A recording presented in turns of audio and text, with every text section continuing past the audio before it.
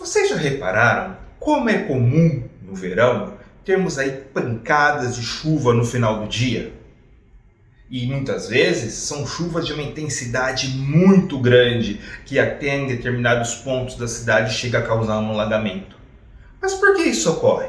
Quando nós falamos aí de chuva, o termo correto é precipitação fluvial.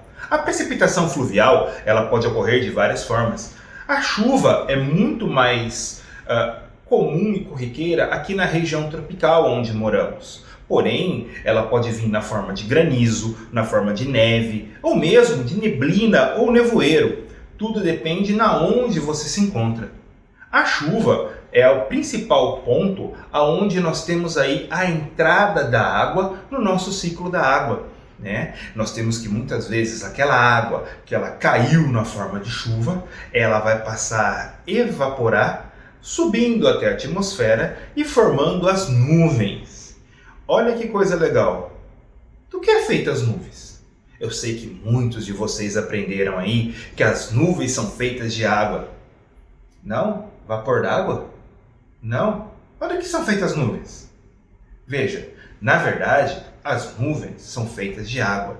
Gotículas diminutas de água que chegam a ter 22 microns. Tá? E essa gotícula ela vai ficar pairando, iniciando aí de uma altitude que pode chegar a 2.200 metros e até chegar ao solo, demorando até quase 50 horas durante todo esse trajeto. Sem falar que ela pode subir, descer, ela pode se cristalizar na forma de gelo, ela pode, inclusive, evaporar novamente, dependendo das condições ambientais onde ela se encontra. É muito comum essa gotinha ela ir se agrupando com uma série de outras gotinhas e vai cada vez ficando gotas maiores, até que de repente nós temos quem? A precipitação. Vai falar que você nunca ouviu aquela expressão, nossa, olha aquela nuvem como está carregada. É bem isso. A nuvem ela começa a ficar com uma quantidade grande dessas gotas, começa a ficar cada vez mais pesada e até que em um determinado ponto o seu peso se torna tão intenso que ela não consegue mais se sustentar e ela acaba caindo. Temos aí então a nossa popular chuva acontecendo. A precipitação ela pode ser na verdade de várias formas. Nós temos aí a precipitação convectiva, que é quando nós temos aí correntes de ar quente, como se acontece sobre uma grande cidade, que levam muitas vezes vapor d'água que está evaporando dos prédios, dos edifícios, das ruas, dos parques, e acaba com isso formando ali um bolsão, e nesse bolsão, geralmente ao final do dia, quando ocorre aí um grande acúmulo de vapor, nós temos aquela chuva. Pode ver que durante o verão, na nossa região, é muito comum lá pelas 17 horas, 18, termos uma pancada de chuva. Nós temos também a chuva orográfica, que é aquela chuva que ela é influenciada pelo relevo de uma dada região. Veja, aquela nuvem pesada, ela está vindo e de repente ela encontra um obstáculo. Ela acaba o quê? Aliviando parte da sua carga na forma de chuva, que fica mais leve e consegue passar esse obstáculo. É muito comum aqui no estado de São Paulo isso acontecendo quando as nuvens carregadas vindas do mar encontram com a Serra do Mar. Bem, quem nunca programou um final de semana em alguma cidade do litoral e ganhou grátis uma grande temporada de chuva? Isso acontece com uma certa frequência. E nós temos a chamada de chuvas de frontal. É quando nós temos massas de ar de temperaturas diferentes, ora uma é fria, a outra é quente, se chocando. E naquele momento onde junta essa frente fria com a frente quente, nós vamos ver o que? Cria-se uma chamada linha de instabilidade, e essa linha de instabilidade acaba formando aquela chuva que muitas vezes, quando você vê a moça do clima mostrando no mapa, acaba mostrando que é uma linha de chuva que cobre às vezes grande parte do nosso país. Tá? Outras formas de precipitação, né, além da própria chuva, nós temos aí o chuvisco ou garoa, que na minha época se chamava de chuva de moiabobo, né, aquela chuva que você acha que não está caindo gota nenhuma, a hora que você vê você já está encharcado, né? O granizo, que são aquelas pedras de gelo que muitas vezes caem na superfície e faz aquele barulho. Geralmente você vai ter o granizo quando nós temos aí uma chuva bem forte, tá? Um outro termo que é um pouco aí estranho pra gente é a saraiva, que são aí uma chuva com pedras de gelo com um tamanho superior a 5 milímetros. Temos também uma outra precipitação que é o orvalho, que é muito comum logo pela manhã, quando você passa a mão pela grama e vê aquelas gotinhas de água que se depositaram durante a noite. Menos comum aqui no Brasil, né? Porém mais comum aí quando se aproxima dos polos, nós temos aí a formação da geada, que é quando durante o inverno temos aí que o orvalho muitas vezes ele se congela, causando aí grande prejuízo à plantação, e a neve, que acaba aí caindo em algumas regiões de uma maneira considerável.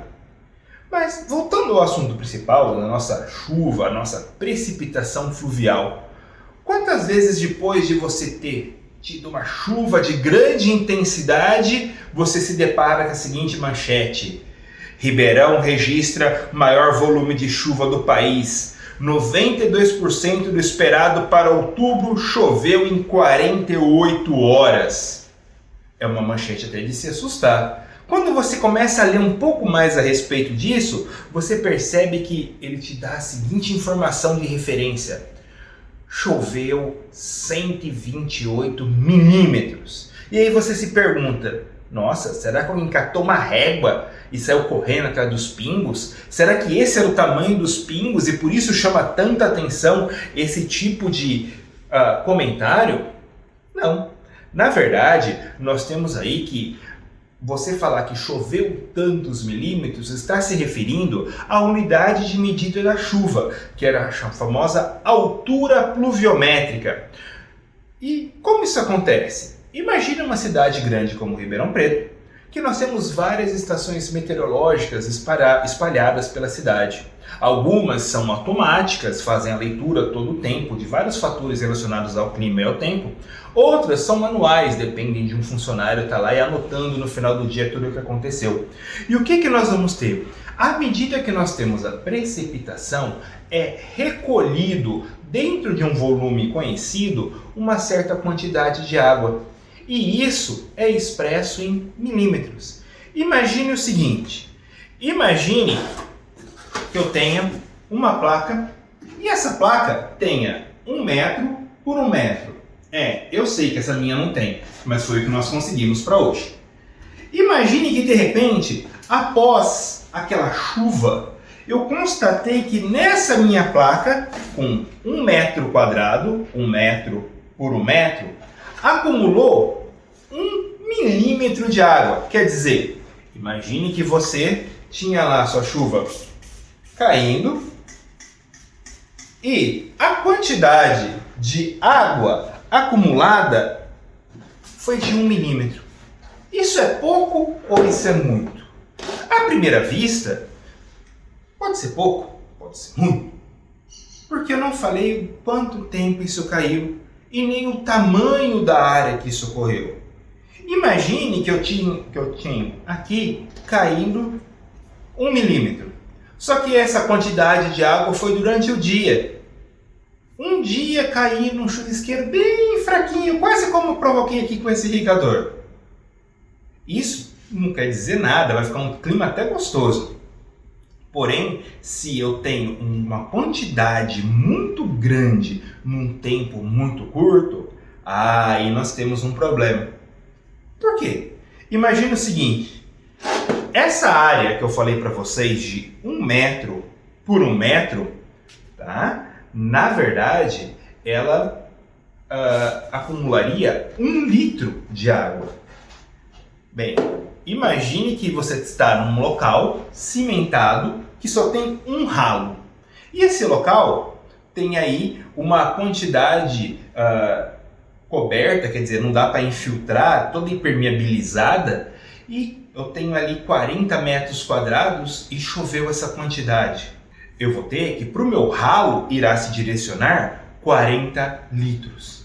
Se isso acontecer de uma forma muito abrupta, numa chuva muito intensa, pode ser que a quantidade de água que eu dimensionei aquele ralo não vai ser o suficiente para dar vazão àquela água. E aí eu vou ter que vai ficar alagado. Bem, aí você consegue entender aonde nós estamos com o problema. Muitas vezes, essas chuvas de final de dia, elas são chuvas de uma grande intensidade, com um grande volume de água caindo e que muitas vezes ela acaba não tendo para onde escorrer, ocasionando em algumas cidades que o rio não consegue ali assimilar. Que se você lembrar muitas vezes, as cidades ocuparam as áreas urbanas, com as suas áreas urbanas, uma área de mata ciliar muitas vezes. E nós temos aí problemas de alagamento. Imagine que eu tendo aquela área de 100 metros quadrados e eu tive uma chuva como essa de Ribeirão, 128 milímetros, num período de meia hora. Quantos litros nós teríamos naquele nosso espaço? Olha, é uma ótima pergunta. Fica isso como uma pergunta para vocês pensarem um pouco a respeito. Agora, lembre-se, muito cuidado com essas chuvas de final de tarde, em especial com os relâmpagos. Mas isso é um papo para uma outra hora. Muito obrigado.